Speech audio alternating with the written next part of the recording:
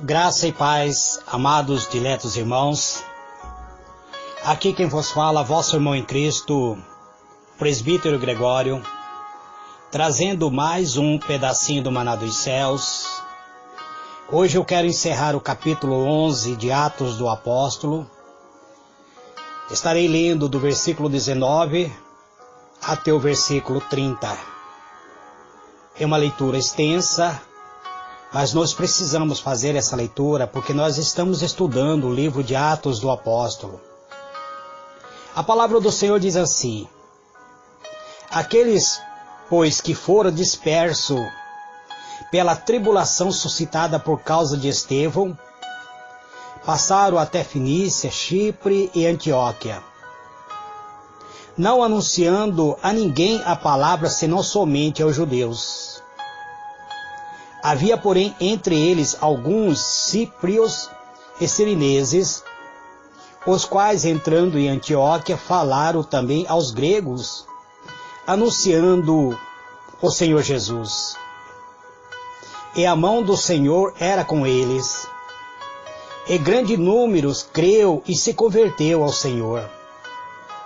Chegou a notícia dessas coisas aos ouvidos da igreja em Jerusalém, e enviaram Barnabé a Antioquia, o qual, quando chegou, viu a graça de Deus, se alegrou e exaltava a todos, perseverava no Senhor com firmeza de coração, porque era homem de bem, e cheio do Espírito Santo e de fé, e muita gente se uniu ao Senhor. Partiu, pois, Barnabé para Tarso em busca de Saulo, e tendo achado, levou para Antioquia, e durante um ano inteiro reuniu-se naquela igreja, e instruíram muita gente em Antioquia. Os discípulos pela primeira vez foram chamados cristãos. Naqueles dias desceram o profeta de Jerusalém para Antioquia, e levantando-se um deles, de nome Ágabo, dava a entender pelo Espírito que haveria uma grande fome por todo o mundo, o qual ocorreu no tempo de Cláudio. E os discípulos resolveram mandar cada um, conforme sua posse, socorro aos irmãos que habitavam na Judéia. O que eles com efeito fizeram, enviando aos anciões por mão de Barnabé e Saulo. Muito bem, amados, diletos irmãos, uma leitura bastante extensa. É necessário compreendermos, nós estamos estudando a palavra de Deus, Atos do Apóstolo, o que aconteceu na igreja primitiva, e para entendermos o que realmente ocorreu, é necessário lermos a palavra de Deus. Eu vos contei acerca de que apóstolo Paulo teve que prestar conta acerca daquilo que ele tinha pregado na casa de Cornélio, que era um gentil. E nós vemos no versículo 19 que ainda havia perseguição, a igreja de Cristo estava sendo perseguida. E os primeiros pregadores do Evangelho na Antioquia foram dispersos desde Jerusalém pela perseguição, deste modo que o que pretendia danificar a igreja se fez que operasse para o seu bem. A ira do homem se converte em louvor a Deus. A perseguição movida contra os cristãos fizeram que os cristãos fossem dispersos. E quando eles foram dispersos, eles foram pregando o Evangelho. Nós vimos que os judeus não pregavam para os gentios, mas havia no meio dessas pessoas que estavam em fuga, que não eram judeus de nascimento, e estas pessoas tomaram para si a incumbência de entrar em Antioquia, entrar na cidade de Antioquia e anunciar a palavra do Senhor, anunciar o evangelho do Senhor.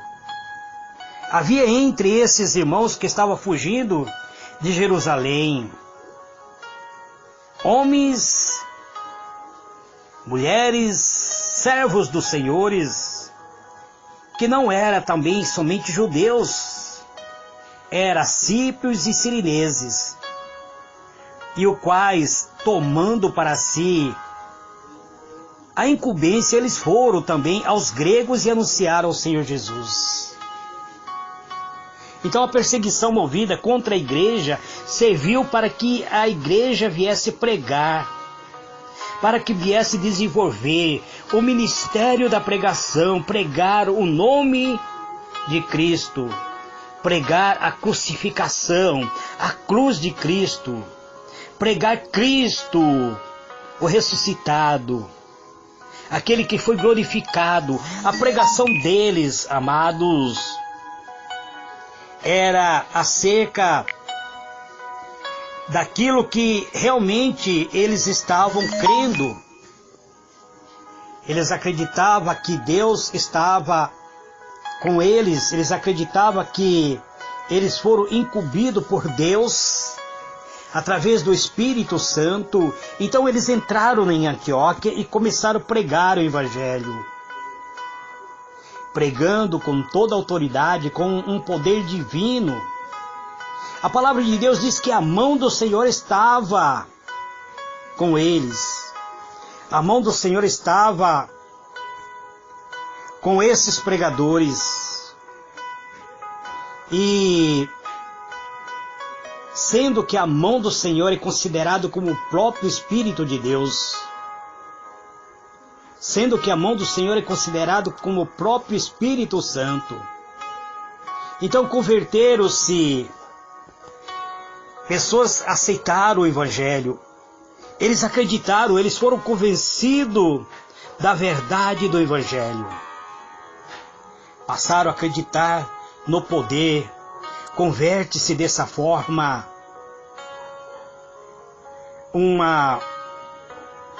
abandonando o seu viver carnal, passando a viver uma vida santa, uma vida espiritual celestial, convertendo-se da sua idolatria para adorar ao Deus vivo, para serem vistos como adoradores em espírito e verdade, convertendo-se ao Senhor Jesus, que chegou a ser tudo em todo para eles. Este foi a obra de conversão realizados neles e que deve efetuar-se em cada um de nós. Foi fruto de sua fé. Todos que creram sinceramente se converteram ao Senhor. Quando se prega ao Senhor Jesus, amados, quando se prega a palavra de Jesus com clareza e conforme a Escritura, todos os pregadores terão êxito. E quando os pecadores são deste modo conduzidos ao Senhor, os homens realmente bons, que estão cheios de fé e do Espírito Santo, admirarão e se alegrarão na graça de Deus concedido através da sua misericórdia. A palavra de Deus diz que quando a igreja em Jerusalém soube que havia um povo na Antioquia que havia aceitado, abraçado a fé, a notícia chega até a igreja de Jerusalém. Então os anciãos da igreja de Jerusalém envia Barnabé para Antioquia. Barnabé foi enviado com uma missão. Barnabé estava cheio de fé, cheio da graça, cheio do fruto da fé que opera por meio do amor. A palavra é bem clara quando diz que quando Barnabé chega em Antioquia, ele viu a graça de Deus, alegrou-se e exaltava a todos a perseverarem no Senhor conforme essas pessoas haviam aceitado ao Senhor. Barnabé exaltava a eles a servir ao Senhor com firmeza de coração, porque Barnabé era um homem de bem e estava cheio do Espírito Santo e de fé, e muita gente se uniu a Barnabé. Então, até agora, os seguidores de Cristo se convencem de que realmente era alvo da presença de Deus. Então Barnabé, amados, ele toma uma atitude de fé. Ele vai em busca do apóstolo Paulo. Ele vai até Tarso em busca de Saulo. E tendo ele achado, levou Paulo para Antioquia e durante um ano inteiro reuniu-se naquela igreja e instruíram muita gente em Antioquia. E os discípulos ali na Antioquia, pela primeira vez, foram chamados de cristãos. Aí passaram a reconhecer os discípulos de Cristo como sendo cristãos, amados. Até agora os seguidores de Cristo eram chamados apenas de discípulos. Isto aprendemos, amados, estudando a palavra de Deus. Mas desde esta época, quando Barnabé esteve na Antioquia, todas as pessoas que aceitavam a Cristo foram chamados de cristão. Um significado apropriado deste nome é seguidor de Cristo. Denota um pensamento sério, amado. Aquele que abraça a religião de Cristo, crê em sua promessa e faz a sua principal tarefa de fé. Sua tarefa de fé seja formado na sua vida pelo preceito e o exemplo de Cristo. Daí em diante, amados, todas as pessoas que abraçavam a fé passaram a ser chamados de cristão, passaram a ser chamados de seguidores de Cristo. Daqui, pois, resulta claro que a existência, que passou a existir uma multidão que adotaram o nome de cristão, a quais não lhe corresponde corretamente, porque o nome sem realidade somente agrega a nossa culpa.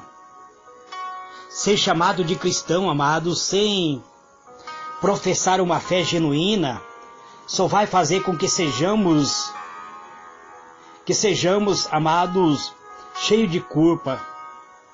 Então precisamos nos converter realmente a Cristo. Enquanto somos conhecidos apenas por nome de cristão, sem a profissão da fé, não há nenhum proveito, nem deleite, nem possessão dela dá a promessa para a vida presente. Não há expectativa da promessa vindoura.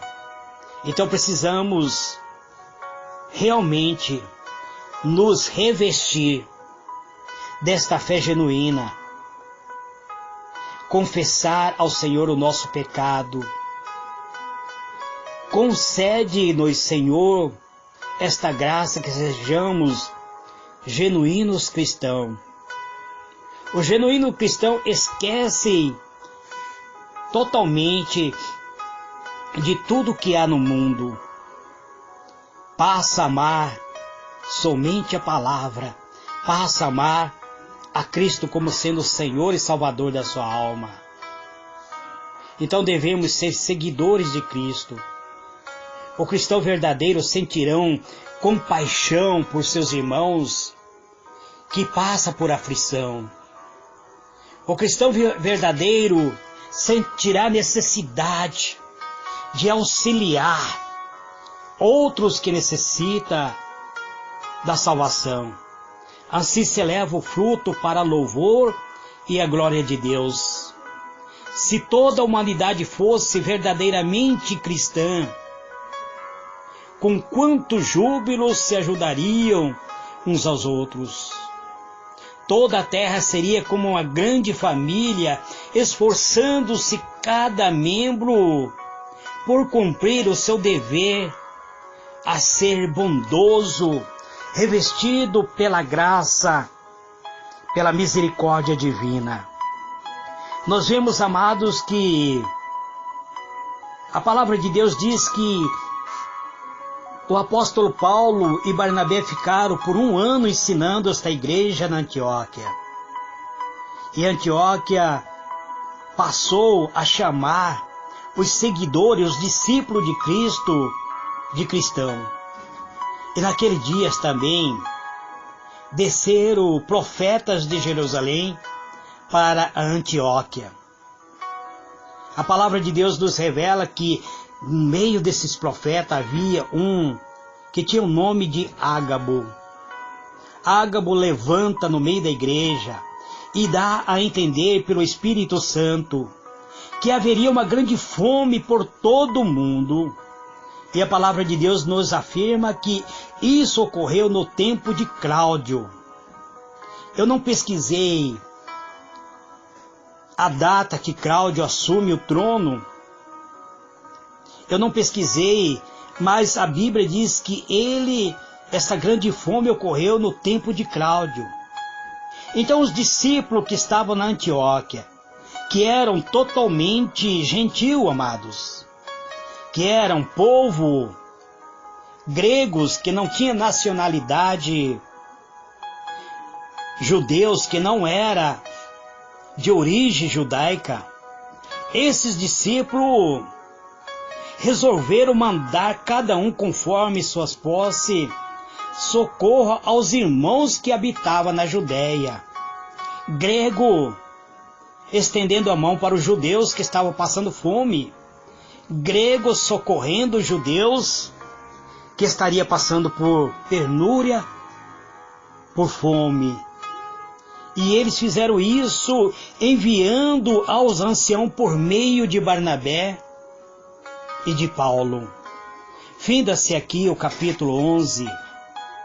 Eu quero chamar a atenção de todos vocês que o verdadeiro servo do Senhor, ele não tem distinção de pessoas, ele não tem preconceito.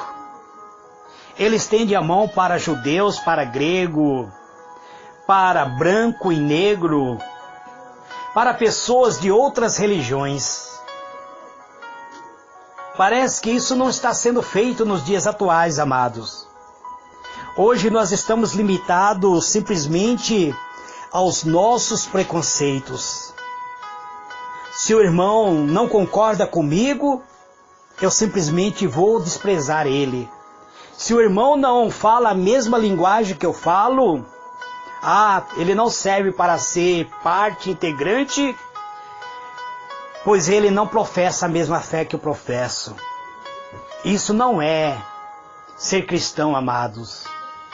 Isso é ser pessoas mesquinhas, pessoas que não querem ver o desenvolvimento da igreja de Cristo. Precisamos então, amados, voltar a praticar a palavra de Deus, voltar a ter uma vida genuinamente no altar, exaltar o nome do Senhor, estendendo as nossas mãos para as pessoas necessitadas, estendendo nossas mãos para as pessoas que estão caídas lá no lamaçal, pessoas que estão aprisionadas pelo vício, pessoas que estão aprisionadas muitas vezes pelo pecado, porque a palavra de Deus diz que a corda dos nossos pecados nos amarrará. Precisamos, amado, desamarrar as amarras dos preconceitos que tem nos atados. Precisamos desamarrar o pecado que tem nos prendido. Precisamos nos libertar da carnalidade. Precisamos nos libertar do pecado que tão de perto tem nos rodeado. E cumprir o ide do Senhor. falar abertamente que Deus é amor, que Deus nos ama, que Ele tem algo melhor para cada um de nós. É tão somente fazermos isso, amado, o Espírito Santo irá fazer com que esta semente lançada no coração das pessoas germine e haja libertação. Este é mais um pedacinho do maná dos céus que eu trago nesse dia de hoje. Que o Senhor ilumine a vossa mente e vos conceda a paz. Amanhã eu voltarei comentando o capítulo 12 de Atos do Apóstolo. Que Deus vos abençoe. Fique na paz do Senhor Jesus. Amém e amém.